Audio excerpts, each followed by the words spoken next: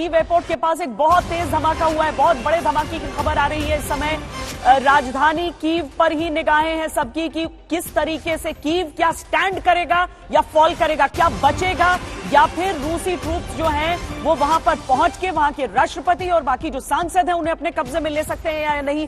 ये लड़ाई वहां पर अगर पहुंच चुकी है तो कीव खुद की रक्षा कैसे करेगा। उसी दरमियान कीव एयरपोर्ट के पास एक बहुत तेज धमाका रिपोर्ट किया गया है। कीव एयरपोर्ट को भी निशाना बनाया गया था।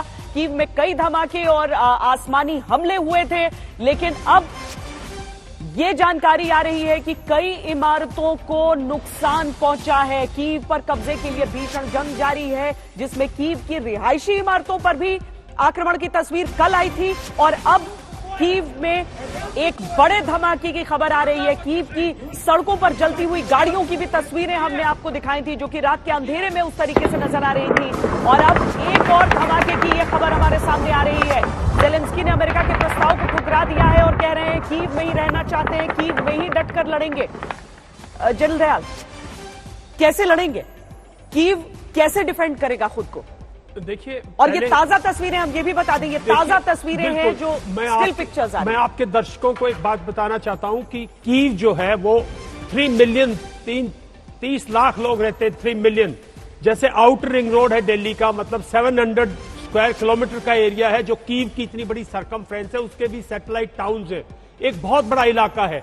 इस पूरे इलाके को आइसोलेट करके और फिर अंदर मार्च करके बिल्डिंग्स पे जाना, ये टाइम कंज्यूमिंग है। और खासकर जो जैसे कि यूक्रेन ने भी अपनी डिफेंस की होगी, कल भी हम इस बात पे चर्चा कर रहे थे कि कीव का डिफेंस एक स्पेशली डिफेंस ऑर्गेनाइज किया होगा, लेयर्स में होगा, first layer, second layer, third layer, और फिर बिल्टअप एरिया जहां क्लोज एरियाज हैं वहां से कैसे जो शोल्डर फायर्ड वेपन्स है वो कैसे टैंकों पे फायर किए जाए, कैसे हवाई जहाजों पे, कैसे हेलीकॉप्टर पे फायर किए जाए। ये सब कीव का डिफेंस तो आखिर किया होगा, प्रेसिडेंट है, उन्होंने बिल्कुल किया होगा। लेकिन एक 2-3 बातें मैं कहना चाहूंगा। रशिया जो है वो बहुत स्पष्ट है, ये एक साइकोलॉजिकल वॉरफेयर है जिसमें बहुत अच्छी स्टेटमेंट दी है कीव के प्रेसिडेंट ने। लेकिन रशियन प्रेसिडेंट ने भी कल रात को इसी तरह से एक स्टेटमेंट दी ना। ये कल से एक प्रेसिडेंट के बीच में गेम चल रहा है। पहले वो कहते हैं हम लाचार हैं, हम 96 आवर्स में गिव अप कर देंगे, नाटो मेंबर्स हमारी कोई मदद नहीं करना चाहते। वो एक नाटो को और पब्लिक को अपील थी कि देखो कोई हमारी अपनी। फिर उन्होंने शाम को अपनी पिक्चर दिखाई, मैं यहाँ पे हूं, कहीं नहीं जा रहा, हम लड़ेंगे, बातचीत करना चाहता हूं। ये सब एक वॉरफेयर का पार्ट है, मैं समझता हूं, जिसमें दोनों लीडरशिप इन्वॉल्व है। और प्रेसिडेंट पुतिन ने क्या किया, उन्होंने बोला हम आपसे बात नहीं करना चाहते, हम यूक्रेन से बात करना चाहते हैं, हम आपकी मिलिट्री लीडरशिप से बात करना चाहते हैं। वो मिलिट्री लीडरशिप को भी डिवाइड कर रहे हैं। मैं ये बिल्कुल बात मानता हूं एम्बेसडर साहब की भी, ये एक सोची समझी प्लान है यूक्रेनियंस की। उनको मालूम था कि मैकेनाइज्ड फोर्सेस को वो टेस्ट नहीं कर पाएंगे। तो ये तस्वीरें, ये धमाके की तस्वीरें हम दिखा रहे हैं। ये कीव के भीतर जो इमारतें हैं, देखिए, और आवाज भी सुन लीजिए, उसके बाद हम आगे बात करें। Садим навпроти нас. Ебать, мы в эпицентре. Пиздец, просто пиздец. Ребятушки. Це проспект Лобановського зараз. Пролунав вибух, блядь. Садим навпроти нас. Ебать, мы в эпицентре. Пиздец, просто пиздец. Ребятушки. कहते हैं भावनाओं की कोई भाषा नहीं होती है। आपको शायद ये शब्द समझ में नहीं आ रहे हों, लेकिन ये भाव समझ में आ रहे होंगे। वो बेबसी एक महिला की आवाज में जो वीडियो तो बना रही है साथ साथ में, लेकिन वो एक लाचारी दिखती है। और एम्बेसडर डोगरा, ऐसे समय में जब हम बात करते हैं कि किस तरीके से दुनिया भी देखेगी, तस्वीरें बदलेंगी, रूस के भीतर की जनता की भी आवाज उठेगी। यूक्रेन की लड़ाई केवल नहीं रह गई है, ये सिर्फ गोली बारूद की लड़ाई नहीं रह गई है। इस तरह की क्षति तो आम लोगों की हो रही है।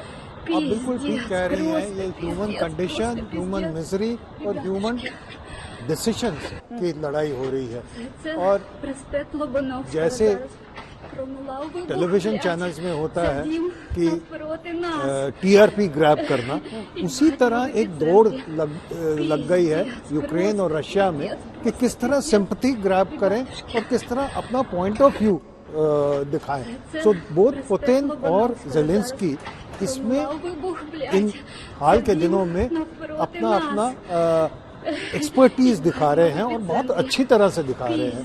मेरे को लगता है जेलेंस्की ने सिंगल हैंडेडली दुनिया का जो सिंपैथी है अपनी तरफ कर लिया है, और वो कल जो यूएन सिक्योरिटी काउंसिल में जो वोटिंग हुई उससे भी जाहिर होता है कि 11 देश जो है 15 में से उनकी तरफ गए।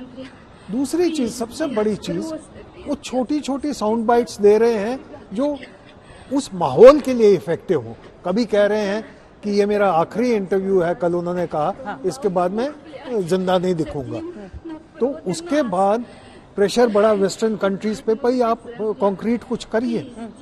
दूसरा ये है, अमेरिका ने भी जो बताया कि 3 मेरे जहाज वो रोमानिया बॉर्डर के ऊपर है, तो उसमें कोई खास बात नहीं है, क्योंकि रोमानिया में तो उनका बहुत बड़ा मिलिट्री बेस है अमेरिका का, तो हर रोज उड़ते हैं।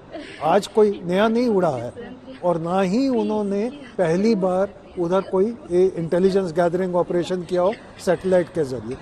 पर अगेन मैसेजिंग है ये हो रही है, तो मैसेजिंग इंटरनल मोराल के लिए भी अच्छी है।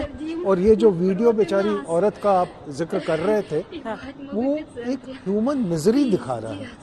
तो मेरे को ये लगता है कि पुतिन साहब ने बहुत प्लानिंग करते हैं, बहुत समझदार हैं, उनकी आर्मी भी बहुत मजबूत है, और ह्यूमन कंडीशन के अगेंस्ट उन्होंने पूरी प्लानिंग नहीं की। और कीव में जो होगा, रेजिस्टेंस जो होगी, लगता है काफी भारी होगी।